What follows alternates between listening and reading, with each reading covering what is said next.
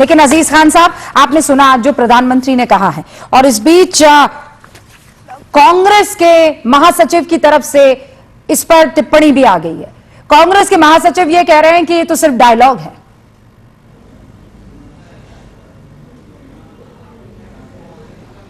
देखिए रूपिका जी, आज मैंने भाषण देखा, मोदी जी ने बहुत शानदार भाषण दिया, इसमें कोई दो राय नहीं।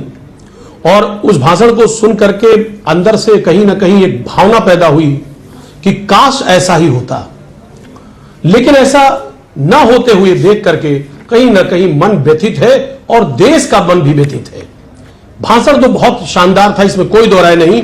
और जो कमिटमेंट रहे, उस कमिटमेंट की भी जितनी तारीफ की जाए वो यकीनन कम है।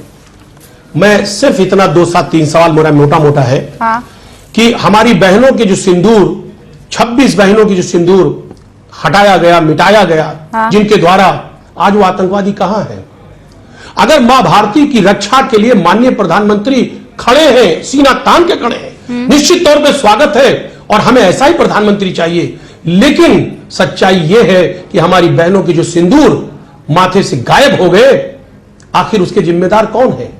आखिर वो जो आतंकवादी हैं जिन्होंने ऐसी हरकत की, आज 1 महीना नेट हो गया, उस 1 महीने के अंतराल पर भी उनका कोई अता पता नहीं है। एक बात। अजीज खान, दूसरी बात, पहली बात पर तमाम बड़ी बड़ी बातें अभी मैं सुन रहा था। अजीज खान साहब, पहली बात पर टिकते हैं।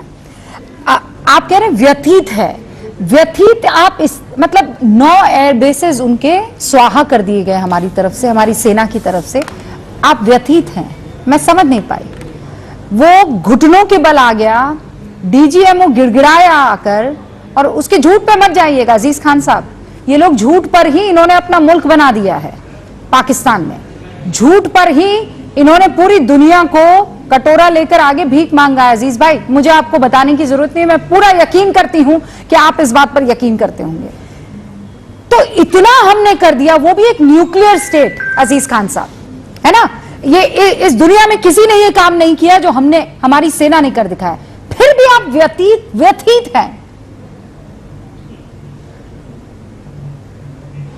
देखिए रूबिका जी, एक बात स्पष्ट कर दूं कि पहले भी मैंने कई बार स्पष्ट किया है कि हमारी सेना और सेना के जवानों पर यकीनन हम सबको फख्र है, उनके पराक्रम पे, उनके कार्यकुशलता पे यकीनन हम सब लोगों को भरोसा है और हम फख्र करते हैं। हम फख्र करते हैं। देखिए इसमें, अरे सुनिए ना, अरे प्लीज, आप सुनेंगे नहीं आप बात।